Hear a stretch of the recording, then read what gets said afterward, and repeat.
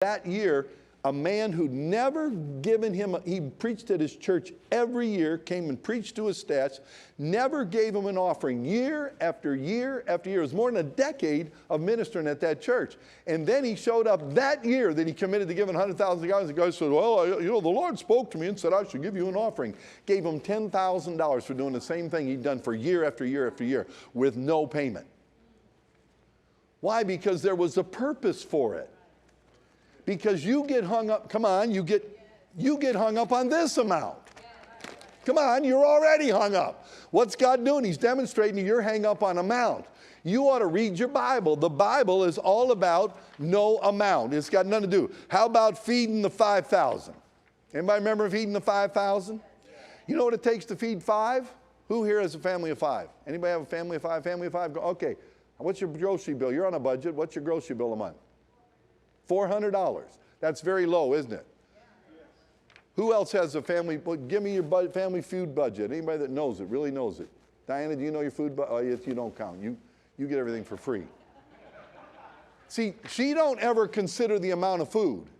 She gets free food every month. Free food every month. I didn't hear you. She don't consider the amount. She has a larger family than most, but doesn't ever consider the amount. Come on, anybody know their grocery budget? Come on, help me out here. Yes. $750. Anybody else? You people not on budgets? 500, 800, 300. See, 450, and you're single. You're married? Oh, for your family. Okay. No, I want you to hear it. See, family of 8, family of 2, family of 5, family, how many's in your family? 6 in his family, all different amounts. Who cares about the amounts? Did you notice that all of them are eating? And most of you don't even know how much you spend on groceries? Which means you're not obeying what God and I are teaching you, but that's another story. I don't care. See, you're not working your budget. You know why? Because you're afraid of it. But I don't want to go into that. That's not my message. So Jesus is about to feed 5,000, and he says it's going to, one of the disciples says it's going to take 200 days' pay. It's going to take, it was a day's pay, and he said they're going to take 200 of them. Now, that's a big amount, right? How many of you would want to pay $200? We're going to have a banquet. We're going to have a party for my wife. It's going to take 200 days of your pay, right? You get 365. It's going to take 2/3 of your pay, basically give or take a little bit, of the whole year to pay for the food for the people. Wouldn't it be a lot easier if God and I just multiply it? I've done it. I've fed hundreds of people. I've fed a dozen or more people off of one chicken cut up. You understand what I'm saying? And I kept inviting people in, and people kept sitting down at the table, kept eating. When we got done, we had more than a whole chicken. We had more chicken when we finished eating and feeding everybody, and my whole family ate, than when we started. Now, how do you do that? Seek first the kingdom of God and his righteousness. See, most of us don't even want to try to attempt that. Help me out here. See, you don't want to be in a hard-pressed financial place. See, you can't even admit to the truth. You're not looking to be hard-pressed financially. You're not looking to be out of a job. You're not looking to have to believe God. You know how you become good at something? Tell me whatever you're good at, it's because you got hard-pressed into it. That man there got forced into being a roofing contractor when he came to California. Never been a contractor of any kind, didn't know anything about roofs, and was up on a roof tearing them off and doing different things and became a roofing contractor. And sat under a man who was one of the best roofing contractors in the Sacramento Metroplex. Who did that? God did that. What was he doing? Teaching him something he knew nothing about. Working for peanuts. He was working for nothing. Yeah, he was. Is anybody hearing me tonight? So they're feeding 5,000. By the way, that story of the 5,000 is in all 4 Gospels. That's in all 4 Gospels. You can read it over and over. God says, I want to tell you something. It's not about the amount of people. It's not about the amount of fish. Because what was it? It was 5 loaves, 2 fish. Come on. It had to be Moby Dick. in Guinness World's Record loaves of bread.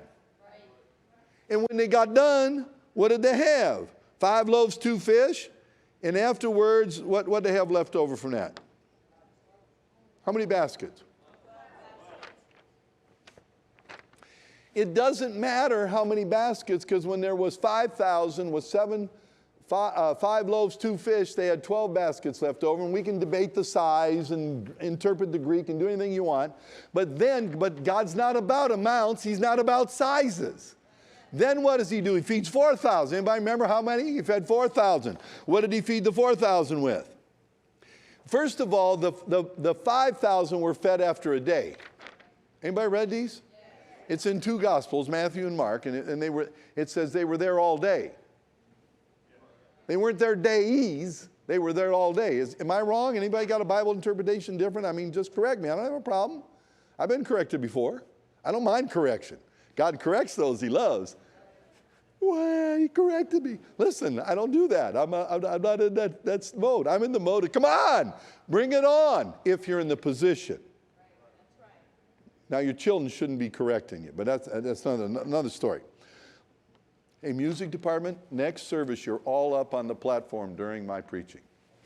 All right? All the players and singers, get a seat, stand, but be up on the platform. Okay, now, ready? 3 days they're there. They have 7 loaves and a few fish, a biblical few. How many were on the ark? How many people? Not animals. 8 people. So God said a few people were on the ark, so a biblical few was 8. So they had a few fish. So if we go with the same few that was in the ark of people, then it was 8 fish. But who cares? It was a few. Who cares if it was 20 or 2 or 3? See, don't get hung up on the amount. You get hung up on the amount.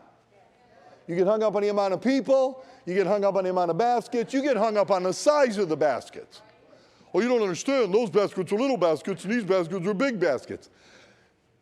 Cuckoo, cuckoo. You got something flying around in your head that's wrong. It has nothing to do with the amounts. Is anybody hearing me? It had nothing to do with the amounts. The amount of the people, the amount of the fish, the amount of the bread, the amount of days. It has nothing. It has to do with the flow of God. These sheets have nothing to do with the flow. It is easier today to do 200,000 than it was to do 40. What was the first one? What was it? 9,600? It was much easier for me to do 200,000 this year than to do 9,600 in 2017. Definitively easier. Had nothing to do with the amount, had to do with the. See, think of your mind. Your mind, I've already torqued you out because of the amount. Help me out. Why? Because you're hung up on the amount when what's the difference? Anybody here have a checking account besides my wife and I? Is there anybody here that does, not the kids, adults, somebody over 18? Does everybody, you do not have a checking account? You do not have a checking account? You do. Anybody else? One person doesn't have a check. See, do you know that the same check can be written for $1 or $1 million? It's just a matter of adding some zeros. Same piece of paper, same signature, same bank. You get hung up on zeros. Help me out. If I said, come on, God wants everybody to give $10,000, you're going to go, you're going to start choking and gagging over the amount. And what you want to do is get in the flow. The disciples of Jesus choked over the amount of the people. We only have, see, it would take 200 days' salary of some working individual to pay for this meal. How are we going? Do you want us to really take all that money out of the treasury from the offering we received at the last meeting and buy food for all these people? They were there 3 days, they were there 1 day. What difference does it make? 4,000 men, not counting men and one says not counting the women and children, the other thing just says 4,000 men. In the other one it says 5,000 men, not counting women and children. What did God deliver those a lot? With 318 trained servants. 318 guys conquered, that's 4 kings, that's 75, 79, 80 a king. I didn't hear you. See, why do you believe the Bible? No, well, maybe you don't believe the Bible. 318 guys and Abraham, with his trained servants, that's 319 people, went and conquered 4 kings. Why doesn't that logic bother you? Or do you not think about it? Or do you not care? Or are you not paying attention? I'm not hearing what you're saying. Hello, come on, everybody wake up. We're developing champions here. God goes with the flow, not with the amount. You're hung up on the amount, and therefore you can't flow. Well, you know how much money it's going to take to go to Financial Freedom and E3 and Mrs. Krause's birthday, and then we got to put in this stupid October honor the guy or the gal or the, minister's month. And I mean, is there no end to it? Why would you want an end? Then I say, do you want to contribute towards the 3,000? Now do you want to help the family? Why? Because opportunity after opportunity, because don't look at get in the flow of who's bringing this up. Who keeps adding those things? And then we eliminate one and then we add another one. Because you're looking at amount, not flow.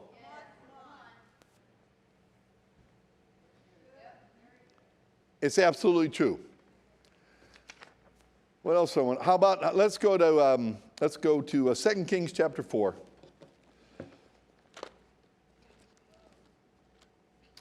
This was the verse. Just a little trivia.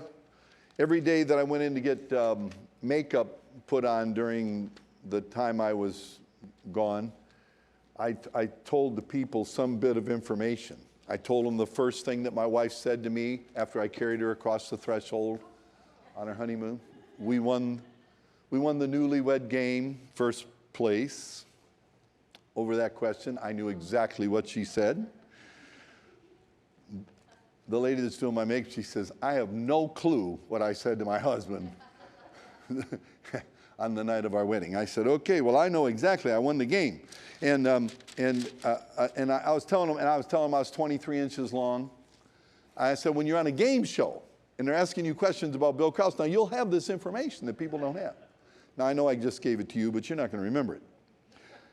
This is the verse that changed my life and took me into the revelation of honor that I have and that I still live by today. And you can ask any minister that comes here, whatever their status is by man's thinking, in God's eyes, if they're called, and God's in my eyes.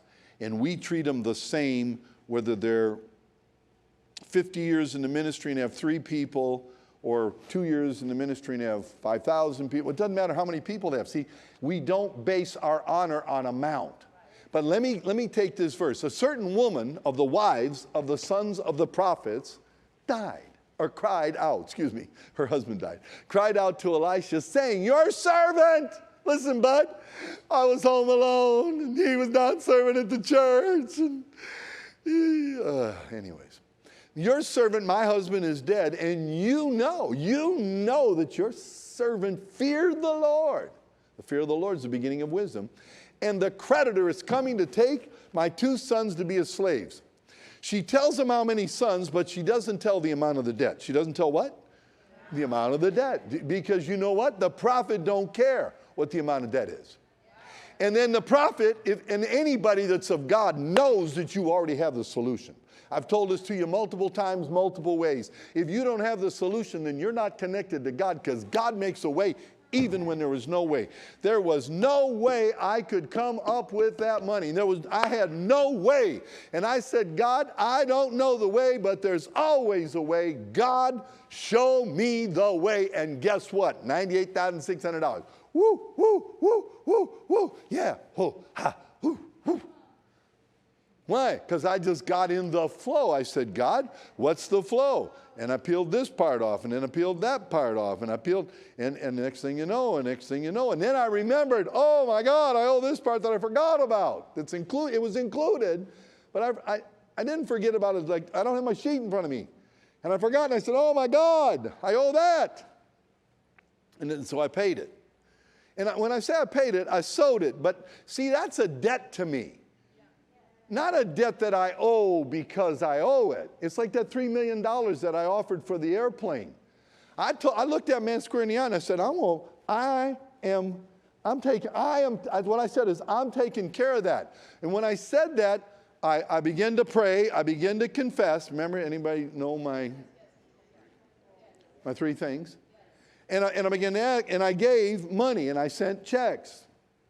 But I didn't have to give that full amount, but guess what? They got what I said that I would be responsible for. And when I'm in the last 30 days before I found out that they had it, I'm going to God. I said, God, come on, God, give.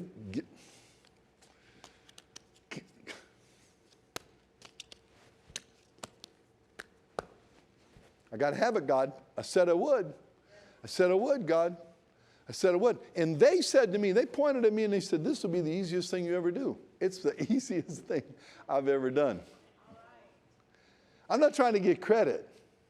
I'm not asking you, I'm not asking them, but I said I would, and guess what? They have it. Lock, stock, and barrel, paid in full. I'd say mission accomplished. See, you know what? We like to be the Billy Big Britches. You like to be braggadocio.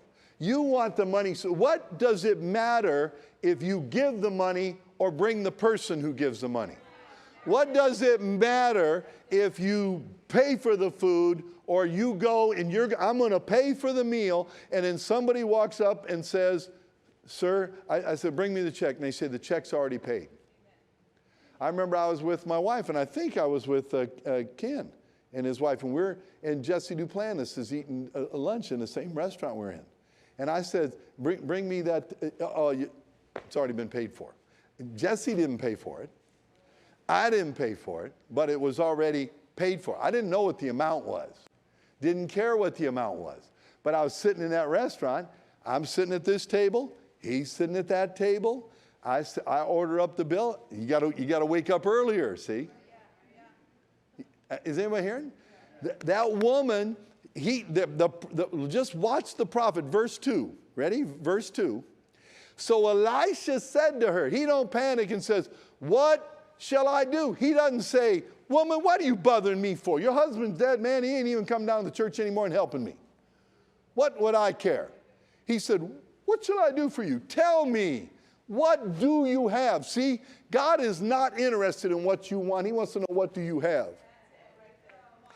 He can work with what you have and get you what you want if you don't consider the amount. He didn't ask her how much she owed to the debtors.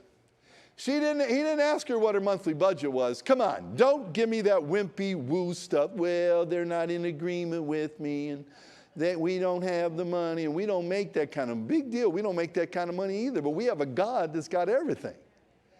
See, we're not doing it. You're doing it based off what you make. Help me out here. Off the amount that you make. I refuse to look at the amount I make. I refuse. I want to know, God, when God tells me to pay something off or to do something, I look for what I could do. When I was sending, you want to know what I was sending? I was sending $100 towards that airplane. I didn't hear you. What were you sending? Say nothing. You weren't sending anything. You weren't out to lunch with us. You didn't even know they wanted it. Who put me at the lunch? God. Who's taught me not to be moved by the amount, but to get in the flow? The flow put me in front of that. I'm sitting right across from them, and they're talking. And they said, God's going to have somebody step up and get me that airplane. And I said, I'm signing up right now. Right now, I'm signing up. They looked at me and said, congratulations. And then they said, by the Spirit of God, it's going to be the easiest thing you ever did in your life. Come on. None of you gave $3 million. None of you got nobody in an airplane. Well, you didn't do it either. Wait a minute. You don't know what I did. You weren't there. And you haven't even asked God about it. So really, you don't know. But I didn't see, God has taught me, because you know what? I don't need to write the check. Come on, I want to write. Don't you want to write the check? I want to write the check. I want to write the check. But you know what God shows me over and over? You don't have to write the check. When he told me to meet the budget of the meeting, he says, you're paying for the remainder of the budget of the meeting. You are paying. At that time, the budget was over $100,000, what was left over. By the time we got down to it, I don't remember right now, I'd have to go check the records, but it was $13,000 or $18,000 or whatever it was. Guess what? When I called to pay the rest, when I asked what didn't come in during the meeting, they told me, you remember the amount, Trace? 13, 18, 15? It was, what's that? Yeah, it was $13,800 and we gave $14,000 because I wanted to give more, right? I wanted to be over the budget. And when I called to do that, they said, well, I just want to let you know that somebody already called and gave the $14,000 or the $13,800 or whatever it was. And why were they telling me that? To let me off the hook. What would you have done? Praise God, God came through. I said, well, you know what? God told me to write that, to give that amount. I'm giving that amount. And now we got double of what was gone. Our God is more than enough. And then I said, and I hope 5 more people called. And to my knowledge, none of you called. And nobody else in the body of Christ. But we did it. You understand? We went over the budget. And I can testify to you that I keep track of those things with the people I'm involved with. And guess what? We've never missed budget on a meeting from then till now. Anybody hear what I'm saying? But see, I wasn't backing down because God had already, I was already in at the 100 and what? You say, where were you going to get that money from? God.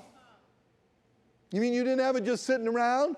Listen, so you got 100 grand sitting around. So you got $1 million sitting around. Big deal. I'll tell you with the last guy that had $1 million sitting around.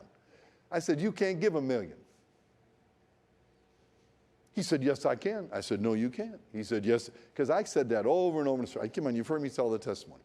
And he came up to me. Pastor Krause, I just want you to know that I can give $1 million. I said, no, you can't. He said, yes, I can. I'm telling you, I got over $1 million. I said, I know you got more than $1 million in the bank, but you can't give it. Your spouse won't let you. See, some of you got some money, but your spouse won't let you. Do you know what? When my wife won't give me the money that we have to give, you know what I do? I go to my daddy, Father, you told me to do this, and that woman you gave me, Lord. Not complaining. See, I don't go bickering and whining. Look at her. She don't want to. No, I don't say that. I say, God, you didn't touch her heart with that, but you told me, and she told me that if God told you to do it, go ahead and do it. God, I need the money to pay off my dad's car. How am I going to do that? He said, you know what God said to me? What do you have? What can you give right now? And I gave some number of $1,000 right then, and by his birthday, when God told me to pay it off, paid in full. See, I wasn't moved by the amount. You know what you would have done? You would have been choked about buying him the car, though. I wasn't choked about buying the car because I didn't care about the amount. I wasn't choked about paying off the car because I'm not moved by the amount. I'm in the flow. What does God say to do? It has no bearing on my bank account. Has no bearing, and my wife has not always been in agreement. Now my wife is generally more generous than I am and wants to do things that I wouldn't necessarily be all that interested in. I'm not against them. Whoa, relax. But I wouldn't jump in for what she says. But she says, do this. And you know what I say? I know what it feels like. You ever have anybody not be in agreement with you? Help me out here. Right? How do you like it? But I want to know, you ready? This is the question of the day for you, sweetheart. Are you always in agreement with them? Say no. See, you reap what you sow. My wife's more agreement with me now than ever before. Why? Because I always get in agreement with her. It don't matter to me the amount. Don't matter to me how often, don't matter to me how much. Well, where are you going to get the money? Anybody know the answer? I just kept handing them, didn't I?